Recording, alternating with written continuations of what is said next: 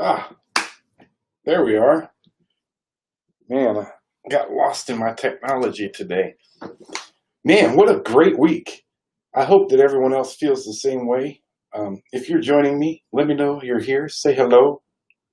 Let me know I'm on and you can hear me. How was your week? I hope that it was great. As we close out this week, I had a couple thoughts, and some of them occurred as a result of our conversations this week. So I'll start with something I shared this morning on Facebook, and it's really there was a small gathering here not too long ago, and I realized I have a fear of people. And part of it is my military experience. I think that I just am not a fan of larger crowds. I do wonderful in one-on-one. I do wonderful in small groups with being the social butterfly, as I've been labeled by a few people. And it's a lot of fun. But we had a bigger group in here the other day, and I just I was a bit uncomfortable. And then I started thinking about, what is it? And it comes down to, I think people scare me.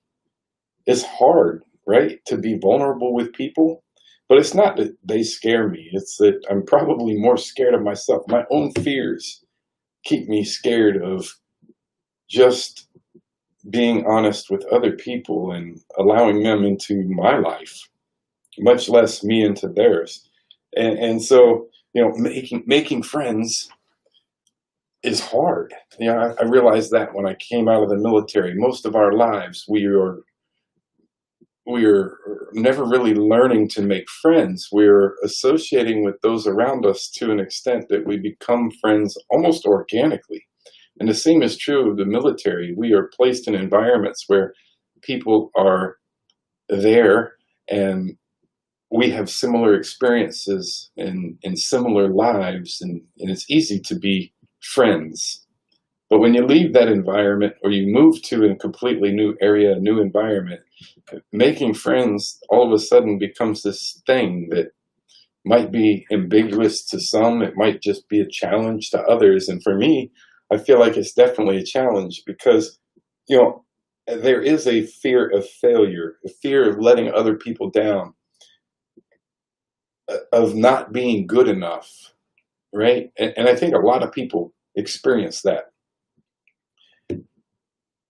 But if you get honest with yourself, you start getting honest with yourself, who you are, who you want to be, and where it is that you're trying to go. I do believe that the people who are supposed to be in your life will start showing up. Suddenly they'll start showing up. And I found that true for me, that once I started just being honest and being willing to be a little bit more vulnerable with others, people started showing up that I'm supposed to have in my life. And the other ones are starting to fade away. Not that I don't have care for those people as well. Everyone that I call friend, I certainly care about, but those that we're not headed in the same directions. And so I think it just means we need to get honest with ourselves so that we can be more willing to be honest with other people. So that's my first thought for today. And then part of that honesty is, and my second thought is a conversation I had this morning, and it made me think about, someone said to me that sometimes they miss cues from other people. And my question about that is, why do we have to take cues? Why do we have to be the ones responsible for interpreting other people's cues? Why can't we just be clear and honest with ourselves and with other people? If you want something, if you need something, wouldn't it be much easier if you just told us what that need was? I think that's true, especially in relationships, between anybody, but in my experiences, between women and men, the way we communicate is different. And not all women, but lots of women will often give cues or hints to the things that they desire, the things that they want, the things that they need. And somehow that turns into an interpretation of, I communicated with you what I needed. And that's simply not true. And men, on the other hand, need clear instructions. If you don't say, I would like you to go out and cut the grass, and you say something like, oh, the grass is getting tall. Yes, yes it is.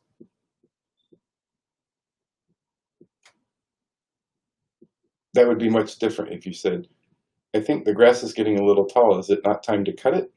Well, yes, it might be. It would probably be better if you say, the grass is getting tall. I think it's time to cut it. Would you please do that?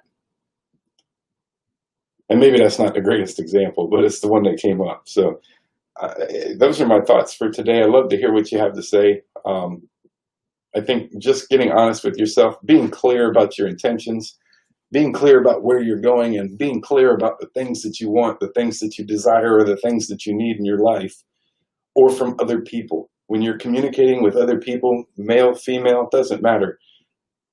I think to be clear is to be kind. To steal a line from Donald Miller, really, when it comes to marketing, we say the same things. People are completely ambiguous on their websites, and they're missing opportunities to just tell people what it is that they can do to help them by trying to sound overly smart or overly engineering or overly legal, proving how valuable we are. But what we're really doing is turning people off to the things that they really need, because they can't tell if we're able to provide that. When we talk so much about the great things we might be able to do, we lose them. So to be clear is to be kind to other people. And I think one way you can practice kindness today is simply to communicate your intentions clearly, to communicate your desires clearly. And that's my thoughts for today. It's a beautiful Friday. I hope that you have a wonderful day and wonderful weekend. It's a long weekend for some of us. And on that note, I will be back on Tuesday to allow you to enjoy your family time or your alone time or whatever it is that you're doing for the long weekend. So I'm grateful for all of you. I hope that you have a wonderful day.